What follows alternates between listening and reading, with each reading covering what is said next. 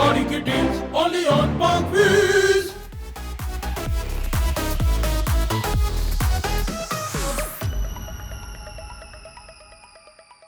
अस्सलाम वालेकुम पाक व्हीलर्स, मेरा नाम है सुनील। मैं जो है पाक व्हील यूज़र रिव्यू सीरीज़ के एक और एपिसोड के साथ आपकी खिदमत में हाजिर हूँ। आज हम एक थोड़ी डिफरेंट गाड़ी का रिव्यू लेके आए हैं। एक 0 मीटर गाड़ी है और पाकिस्तान में पहले आने वाली होंडा क्लैरिटी है। It's a plug in hybrid car. मेरे साथ आसिफ जमील साहब मौजूद हैं जो कि गाड़ियों के इंपोर्ट से वाबस्ता हैं, यूनिक गाड़ियों का काम करते हैं। और इनकी जो गाड़ी होंडा क्लैरिटी है ये पाकिस्तान में आने वाली मेरा ख्याल है अभी तक की पहली गाड़ी है और ये 1500 सीसी प्लग इन हाइब्रिड होती है। विदाउट एनी डिले हम रिव्यू स्टार्ट करते हैं। अच्छा, बहुत शुक्रिया, बड़ी मेहरबानी। वालेकुम सलाम। सर, इस गाड़ी के बारे में कुछ बताइएगा कि इसकी मॉडल मेक स्पेक्स क्या हैं?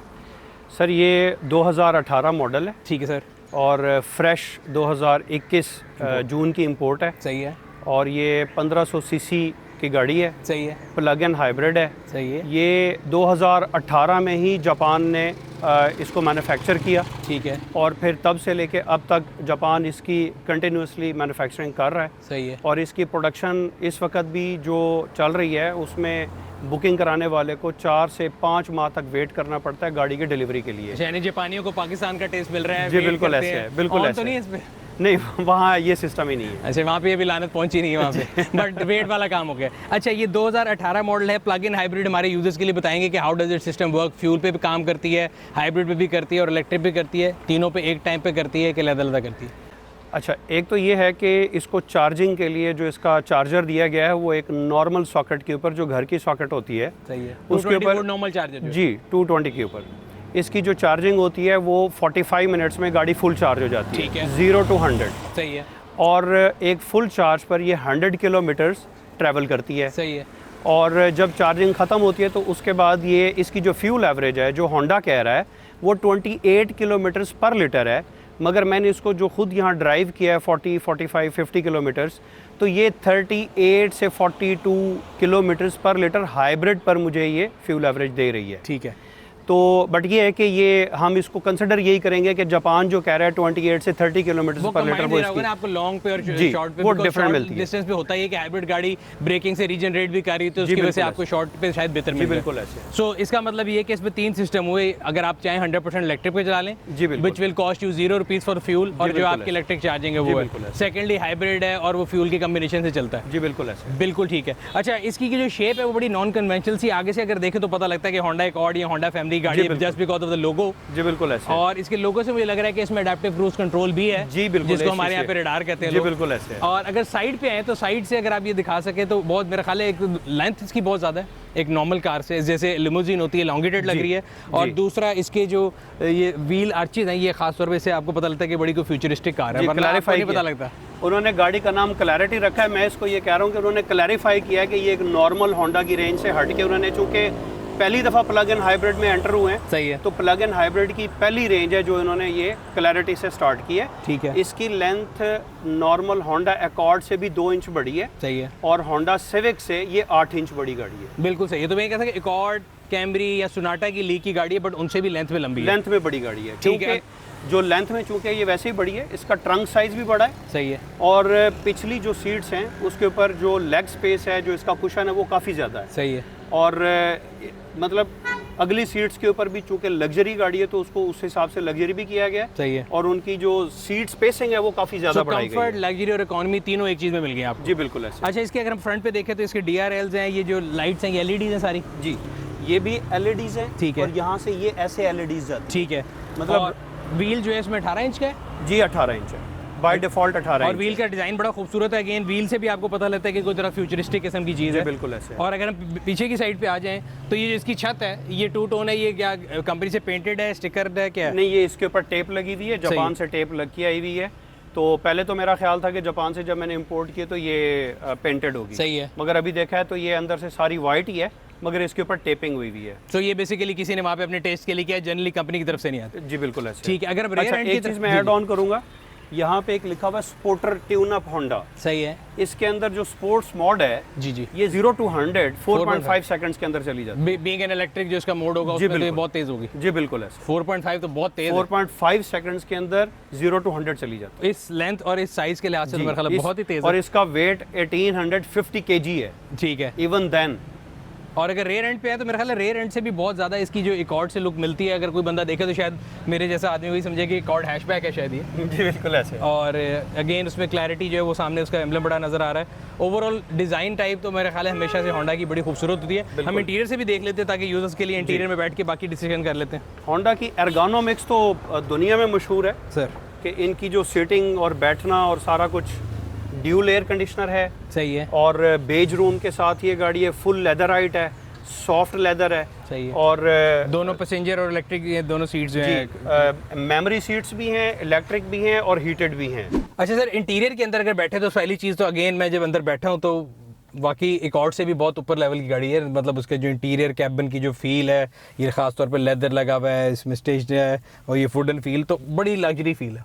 बिल्कुल ऐसे है। और ये मतलब it's a unique combination, luxury और इकोनॉमी दोनों। बिल्कुल ऐसे है। बिकॉज अक्सर लोगों का ये सवाल होगा कि जी अगर हमने इतने पैसे खर्चने हैं, एक तो किस प्राइस रेंज में प्राइस ये भी बता दें। ये 8 मिलियन की। 8 मिलियन, हाँ, तो लोगों का ये तो फिर तो रिकॉर्ड से सस्ती है। एक और तो मेरा ख्याल है 10 मिलियन प्लस है। बिल्कुल ऐसे। और ये वैल्यू फॉर मनी क्या है कि फ्यूल एवरेज वाइज अगर आपका डेली का यूज बहुत ज्यादा है किसी भी एग्जेक्टिव का, और अगर उनका लॉन्ग रूट है ट्रैवलिंग का, तो उनको तो ये गाड़ी विद इन 1 ईयर, यानी ये उनको एक होंडा विजल या होंडा सिविक की प्राइस के अंदर ये गाड़ी पड़ेगी। बिल्कुल। और इसकी जो खास तौर पे पिछली लेंथ ज्यादा होने की वजह से पिछली सीट जो है it's just like a limousine, आप आराम से बैठे हैं पीछे और बहुत ज्यादा जगह है। बिल्कुल। मतलब मैंने फुल सीट पीछे की हुई है और उसके बावजूद भी पीछे बहुत जगह है, बहुत स्पेस है, और ड्यूल एयर कंडीशनर है, फ्रंट भी है और सेंट्रलाइज भी है। अच्छा। और इसकी वजह से पीछे बैठने वाले को किसी को भी ये फील नहीं होता कि वो आगे बैठा है या पीछे बैठा है, क्योंकि एयर कंडीशनर की थ्रो और सारा कुछ उनको बिल्कुल कुछ मिल रहा होता है। अच्छा, और इसके अंदर एसेसरीज की अगर बात करें तो इसका गियर बड़ा नॉन कन्वेंशनल है।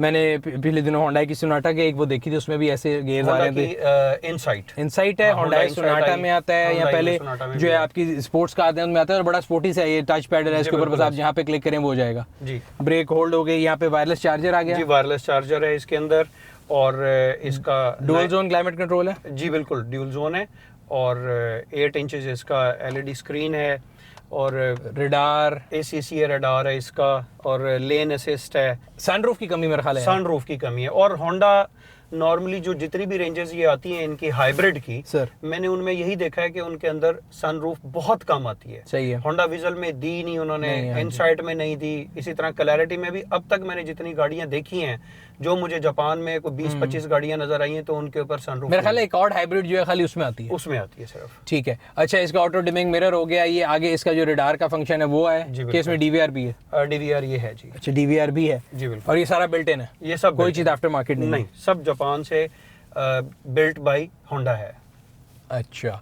अच्छा, एक और सवाल होता है लोगों के, जो इसकी चार्जिंग के पॉइंट्स हैं वो आपने बताया कि इसके आप एक तो घर पे भी लगा सकते हैं, और इसके पास आपके पास इंडस्ट्रियल और नॉर्मल डोमेस्टिक दो आउटलेट्स जी, दोनों है। डोमेस्टिक के लिए आपको जो चार्जर दिया गया, चार्जर की भी 2 पोर्ट्स हैं इस गाड़ी के साथ। एक पोर्ट है कि आप जो नॉर्मली घर पर लगाते हैं, और एक दूसरी इसके साथ कमर्शियल जगह के लिए कि अगर आपने चार्जिंग करवानी है तो वहां पर भी अगर उनका इनलेट मैच नहीं करता तो एक होल्डर है जो साथ लगा के फिर उसकी इनलेट के साथ आप लगा के उसकी चार्जिंग कर सकते हैं।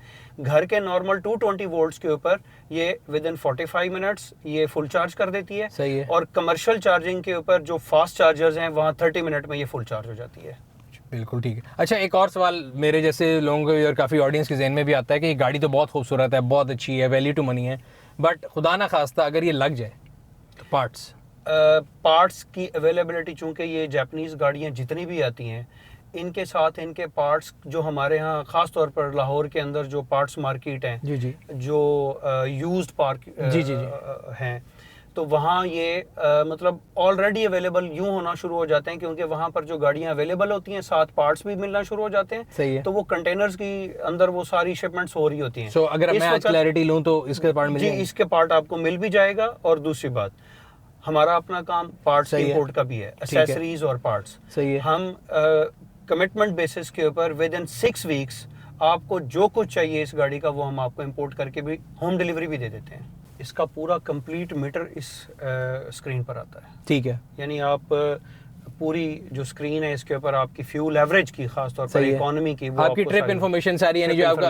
ऑन बोर्ड कंप्यूटर लोगों का अक्सर वहाँ होता है, इसमें यहाँ पे भी है। जी बिल्कुल, यहाँ पर बिल्कुल ठीक है। अच्छा, आप बता रहे थे कि पार्ट्स मिल जाते हैं, सब कुछ है जी। अगर सर्विस करानी हो तो क्या होंडा की जो डीलरशिप है वो इन गाड़ियों को या इसको या और भी इनसाइड वगैरह को कैटर करती है? बिकॉज अगर कोई बंदा मेरे जैसा जिसको शौक हो कि मैं 3S से मेंटेन करूँ। सही है। देखें, जो होंडा है वो तो करते ही करते हैं। ठीक है। मतलब लाहौर में जितने भी इस वक्त जो होंडा डीलरशिप्स हैं वो इसकी सर्विस देते हैं, जैसे वेजल की दे रहे हैं ऑलरेडी, इनसाइड की दे रहे हैं, और जितने भी होंडा की रेंजेस आई हुई हैं इंपोर्टेड गाड़ियों की। इवन देखें ये एक बिजनेस था जो उनको मिला जापानीज गाड़ियों के लिए, उन्होंने बाकायदा अपने इंजीनियर्स की ट्रेनिंग करवाई जापान से। ठीक है। ताकि जो लोग जो जापान मैन्युफैक्चर्ड गाड़ियां यहाँ आ रही हैं, ताकि उनकी चूंकि इनकी टेक्निक डिफरेंट है, इनकी मैकेनिकल डिफरेंट है जो लोकल गाड़ियां हैं, तो उसके लिए उन्होंने वहां से अपने इंजीनियर्स ट्रेन करवाए और फिर अब यहाँ पर ये अवेलेबल है। अच्छा, इसके मैं ये देख रहा था कि इसमें एयरबैग्स बहुत ज़्यादा हैं। एयरबैग्स कितने हैं इसमें? जी, इसमें बेसिकली 8 एयरबैग्स हैं। ठीक है। जो आपके ये फ्रंट पर, लेग्स में, साइड्स पर और पीछे भी हैं, और उसके अलावा एक बैलून एयरबैग भी है जो पूरी छत के अंदर है, राउंड। सही है। यानी अगर खुदा ना खास्ता साइड से भी अगर कोई चीज कोलाइड करती है, हिट करती है, तो इसका उस साइड वाला छत का पूरा एयरबैग खुल के बिल्कुल नीचे आ जाता है। So I think that is the reason कि इसमें सनरूफ नहीं है। जी बिल्कुल, क्योंकि अगर वो छत के अंदर एयरबैग चल रहा है तो उसमें तो जगह आपके लिए रहेगी नहीं। जी बिल्कुल, बिल्कुल ठीक है। अच्छा सर, इसकी एक और चीज होती है कि जो इस गाड़ी के अंदर वेट बहुत ज्यादा होता है, तो उसकी जो सस्पेंशन है वो, क्योंकि खासतौर पर जो इलेक्ट्रिक गाड़ी है उनकी जो बैटरी होती है उसका बहुत ज्यादा वेट है, और मैं खुद पर्सनली मैंने इलेक्ट्रिक गाड़ियां चलाई हैं, तो मुझे ऐसे फील होता है कि आप जो है ना कोई बहुत बड़ी व्हीकल चला रहे हैं, कोई उसमें टनेज का वेट है, तो वो तो क्योंकि लग्जरी सेगमेंट की गाड़ियां थी और बहुत महंगी गाड़ियां हैं, तो उनकी तो सस्पेंशन ठीक है, नो डाउट, ऑडी हो गई या पोर्शे हो गई। इसकी सस्पेंशन कैसी है?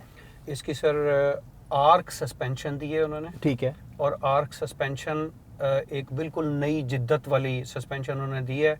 अभी अगर हम निकलते हैं तो फिर वो भी मैं आपको दिखाता हूं। यानी आप कह रहे हैं कि जितना इसके पर वेट है उस लिहाज से उसकी सस्पेंशन भी है। और वेरी इंपॉर्टेंटली, नॉर्मली जो पहले जापान की गाड़ियां आती रही हैं उनकी रोड क्लियरेंस 4 से 5 इंच या 6 इंच तक थी। सही है। इसकी 7.9। मैं अगला सवाल ये पूछने लगा था कि देखने में थोड़ी नीचे लग रही है, खासतौर पर जो उसका क्लैरिटी का डिजाइन है ना, उसकी वजह से आपको लगता है कि फिजिकली शायद नीचे। बिल्कुल ऐसे है। 7.9 इंच इसकी रोड क्लियरेंस, वो तो बड़ी अच्छी है जी, बहुत अच्छी है। और मैंने इसको बड़े बड़े हम्प्स पर भी सीधा चलाया है बगैर टर्न दिए, तो ये बड़े आराम से चढ़ी और उतर गई है। ठीक है। अगर हम इसकी बूट स्पेस देखना चाहें, बाकी तो मेरा ख्याल है सारी चीज़ें हम लोगों ने कवर कर ली। इसकी जो स्टोरेज स्पेस है वो भी हर जगह, दरवाजों पे, आर्मरेस्ट में, बाकी जो नेसेसरी इक्विपमेंट किसी भी गाड़ी में आता है, मेरा ख्याल है उससे ज़्यादा ये कम नहीं है ये। तो बूट स्पेस देख लेते हैं, बिकॉज मुझे अगेन ये होता है कि ये थोड़ा शायद कम हो, वो भी देख लेते हैं। जी,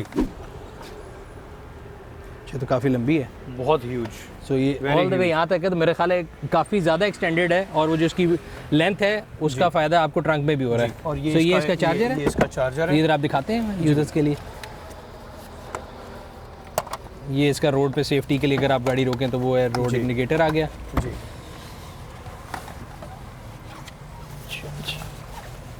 सो दे जो है गाड़ी के अंदर जाएगा, और जो 220 वोल्ट का उसका आउटलेट है, ये नॉर्मल आउटलेट है, जो कि किसी भी स्विच में आप लगा सकते हैं, कहीं पर भी लगा सकते हैं। घर की जो नॉर्मल सॉकेट्स हैं वहाँ लग जाता है। बिल्कुल ठीक, बिल्कुल ठीक। इसको इसमें वापस डालें, और उसके अलावा जो है इसको रखने के बावजूद भी ट्रंक में अगर हम स्पेस देखें तो बहुत ज़्यादा है। एटलीस्ट मेरे ख्याल से सिविक, करोला और ये जितने भी इस लीग की गाड़ियाँ, इवन एकॉर्ड से भी बहुत ज़्यादा है। और ये इसको मजीद आप बढ़ा सकते हैं, मजीद बढ़ा सकते हैं। इसकी सीट्स आगे मेरे ख्याल पड़ेगी जितनी है। ठीक हो गया। सो यूज़र, ये था आज का रिव्यू। उम्मीद करते हैं आपको पसंद आया होगा। अगर अभी तक आपने हमारे यूट्यूब चैनल को सब्सक्राइब नहीं किया, सब्सक्राइब करें, बेल आइकॉन पर क्लिक करें, ताकि आपको हर आने वाली वीडियो के बारे में नोटिफिकेशन मिलता रहे। आपसे अगले रिव्यू में फिर मुलाकात होगी, तब तक अपना और अपने गिरदन वाकिलों का ख्याल रखिएगा। शुक्रिया। क्या आप गाड़ी बेचना चाहते हैं बगैर किसी परेशानी के? parkwheels.com लाया sell it for me service.